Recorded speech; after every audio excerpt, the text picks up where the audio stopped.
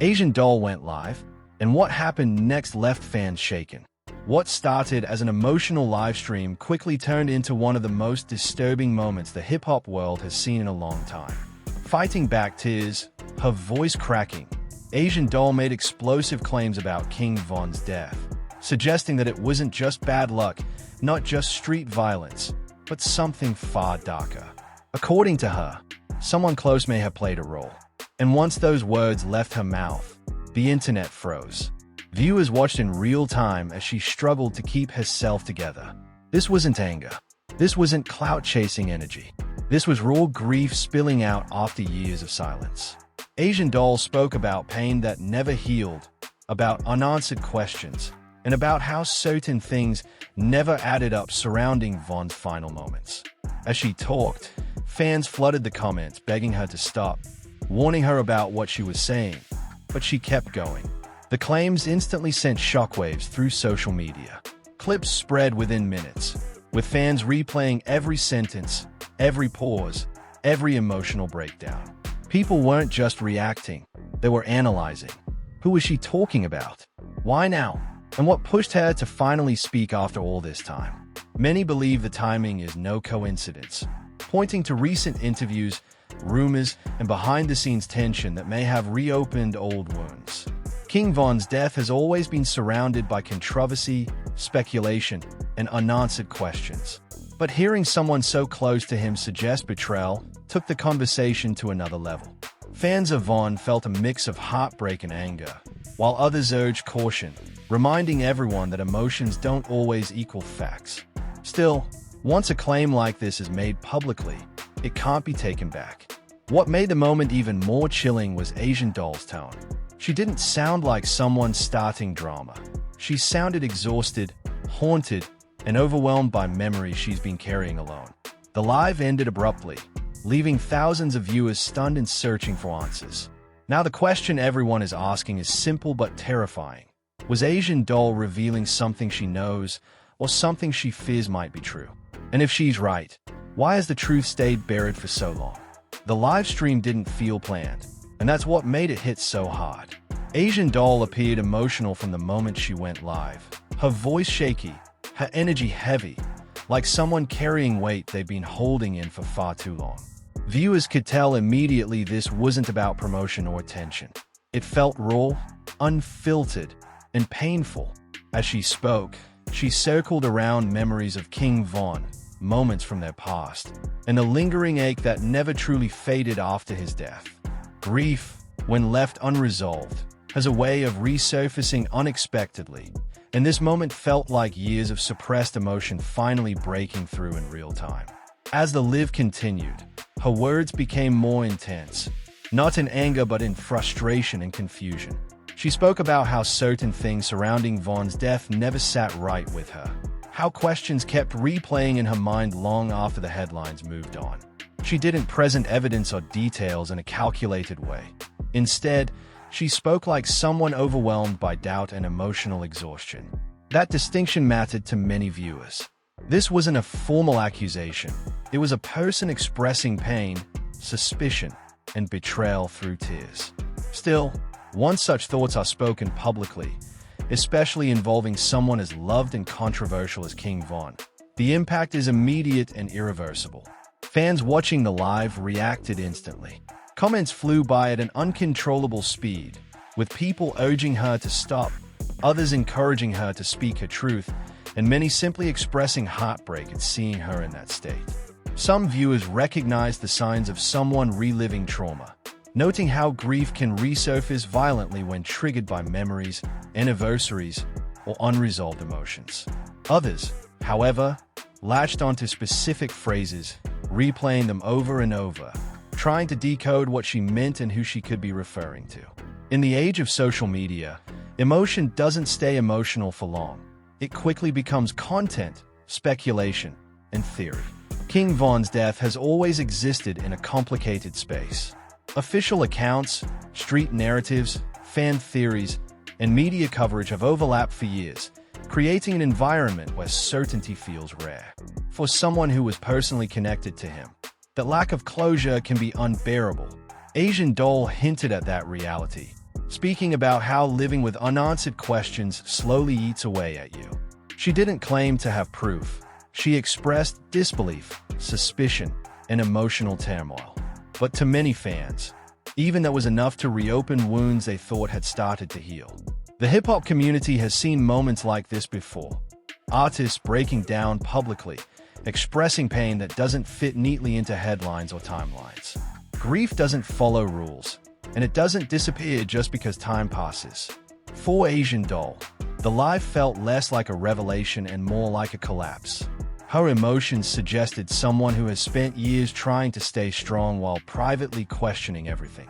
That internal conflict, once exposed to a live audience, becomes something entirely different. It invites interpretation, judgment, and, often, distortion. Shortly after the live ended, clips began circulating across platforms. Context was stripped away, leaving only the most intense moments. The pauses, the tears, the phrases that could be easily misunderstood. Fans who hadn't watched the full stream reacted to fragments, forming opinions based on seconds rather than minutes. This is how narratives harden online. A moment of vulnerability turns into a storyline, and a person's pain becomes a topic for debate. Some accused Asian Doll of reigniting drama, while others defended her, pointing out that grief doesn't require permission to exist quietly. What complicated things further was the timing.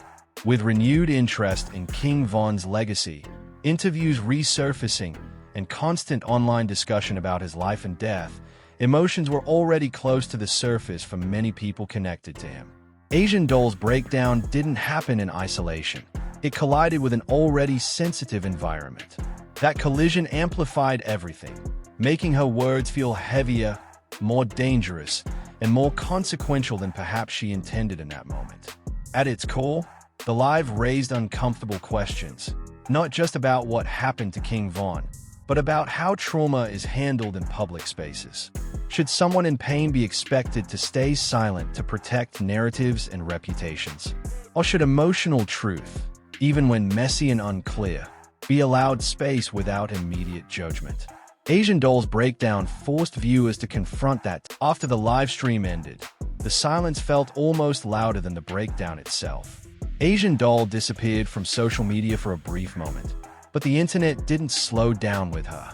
Clips from the live continued spreading, stitched into reaction videos, paused and replayed as strangers tried to extract meaning from pain. What stood out to many wasn't just what she said, but how she said it. The hesitation, the shaking breath, the way she seemed torn between wanting to speak and fearing the consequences of doing so. That emotional conflict became the center of the conversation, even as speculation ran wild around it. Fans who had followed her relationship with King Von closely began revisiting old interviews, tweets, and moments they once brushed past. Innocent comments were suddenly viewed through a darker lens, not as proof of anything, but as fragments people tried to connect. This is often how unresolved grief behaves in public spaces. It invites interpretation. For those outside the situation, it becomes a puzzle. For those inside it, it's a storm of memories that never lined up cleanly. Asian Doll's words didn't provide clarity. They revealed confusion, and confusion is uncomfortable for an audience that craves answers. Others within the hip-hop community reacted cautiously.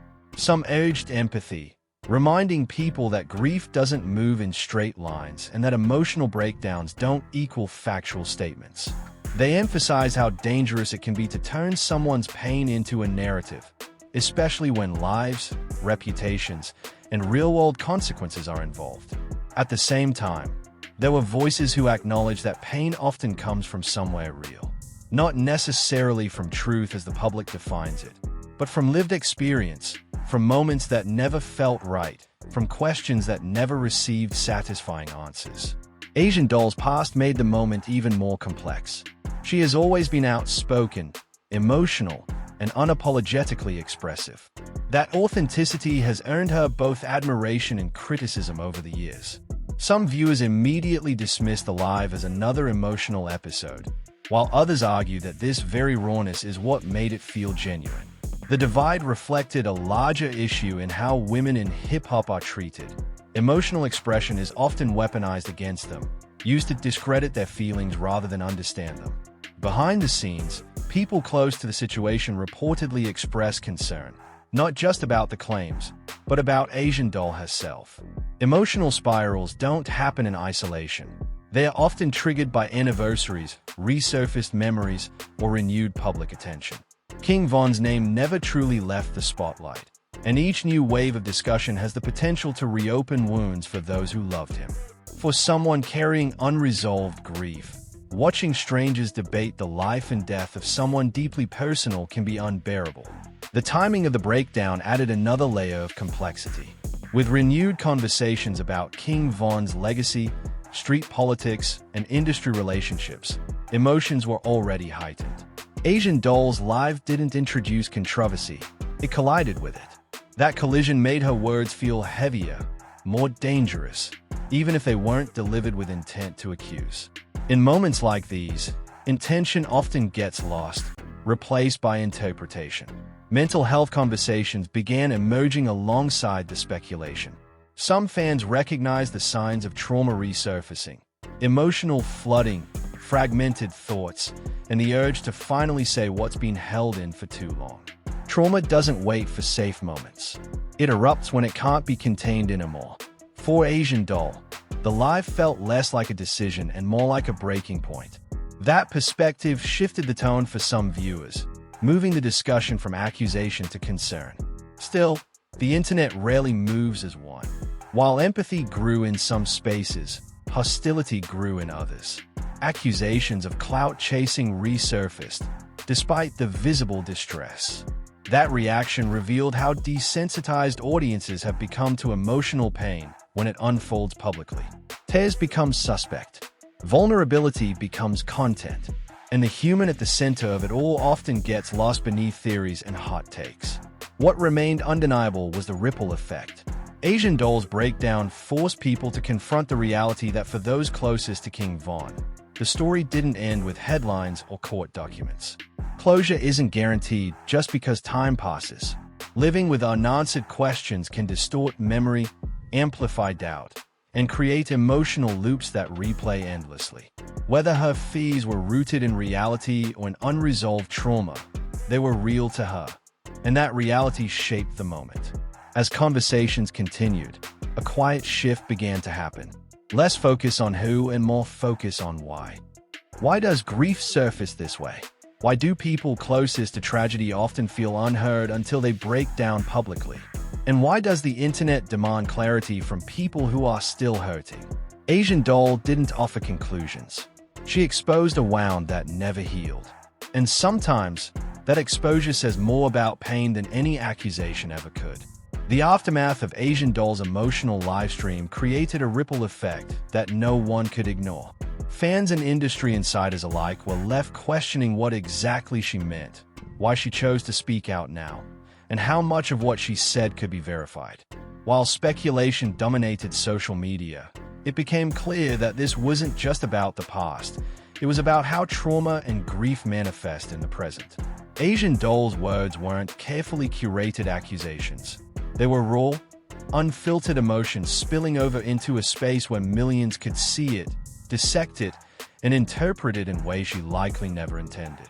Within hip-hop circles, the livestream prompted serious conversations about loyalty, trust, and the complicated dynamics that surround street culture and the music industry.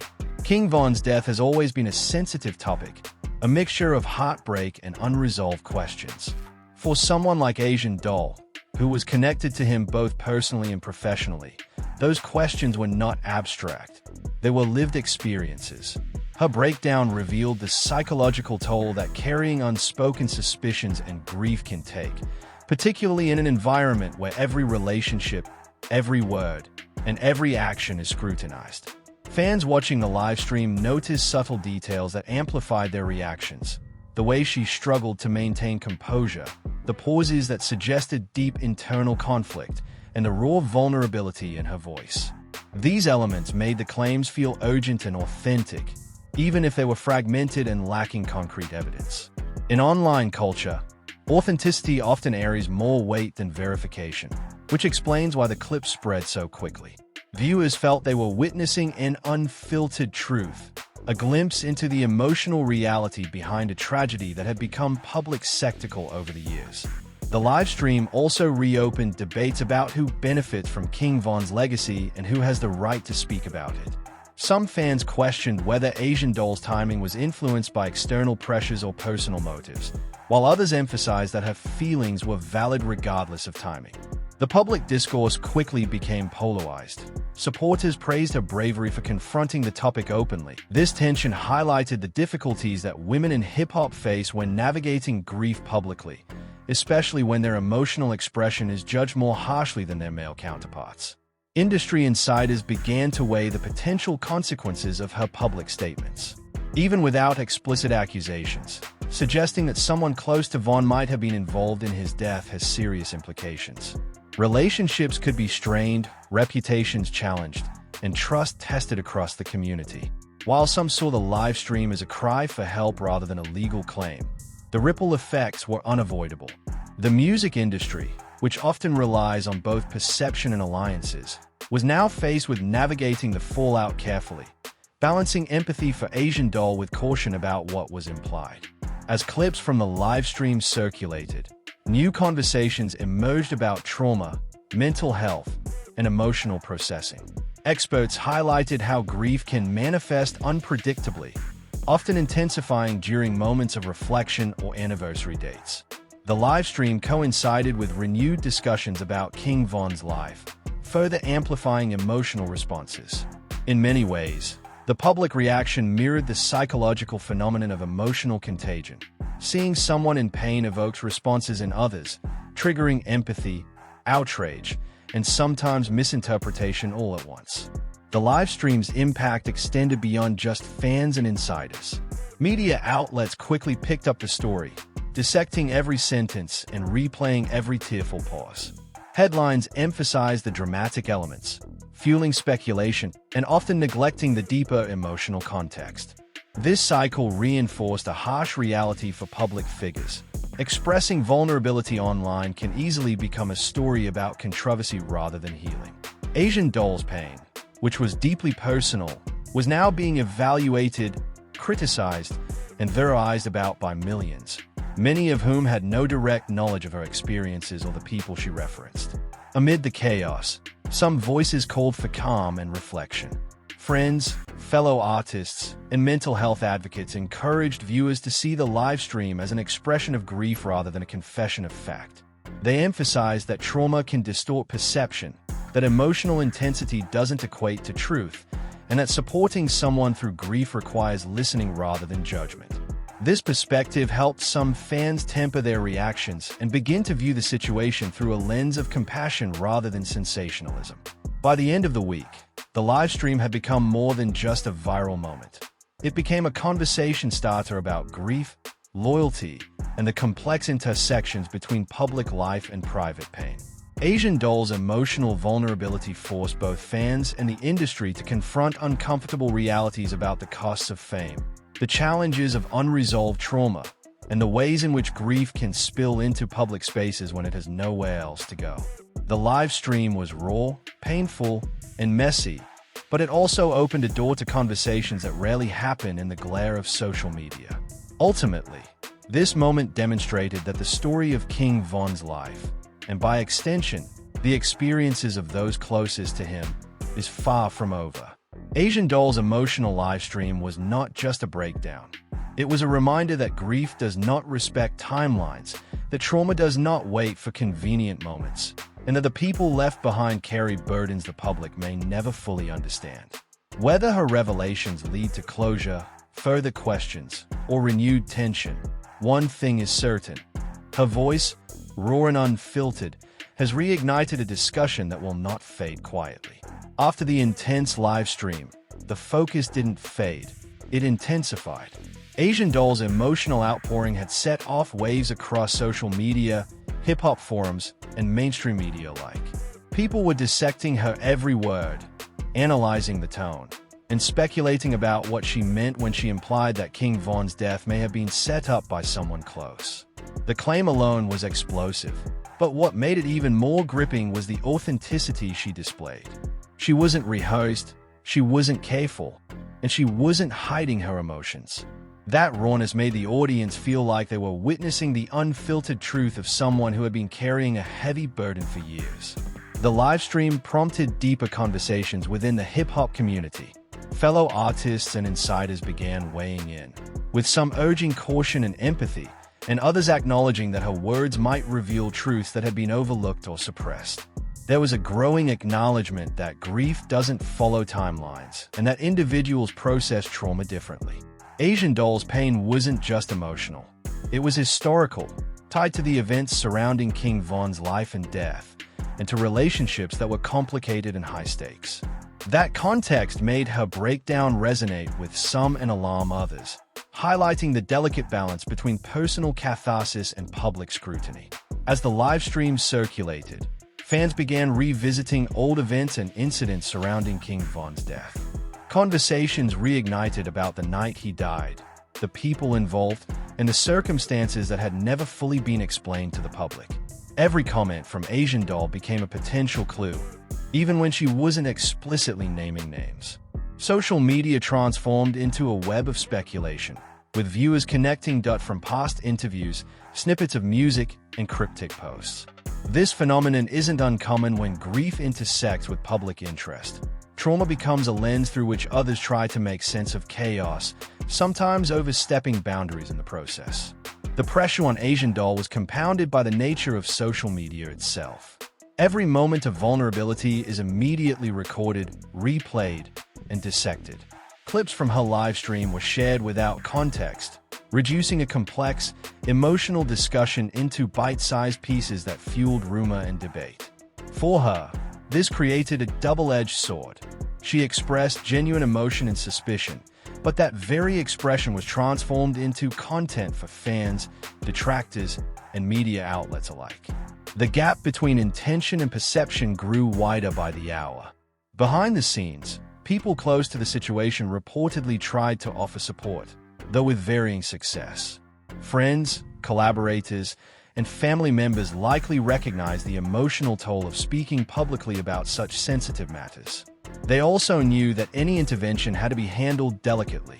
Pushing for silence might have caused her pain to internalize, while encouraging her to speak could further amplify public scrutiny. That tensio between protection and self-expression is one of the hardest challenges for anyone navigating grief in a highly public space. Meanwhile, the debate around responsibility and accountability continued. Some critics suggested that speaking out so publicly about suspicions could have real-world consequences, potentially putting her in dangerous situations or jeopardizing relationships in the community. Others argued that withholding her feelings would have been equally damaging, preventing her from processing her grief and potentially leading to longer-term emotional harm. The discussion highlighted a larger cultural question. When does speaking one's truth outweigh the risks of exposure, especially in an environment where emotion is scrutinized as heavily as action?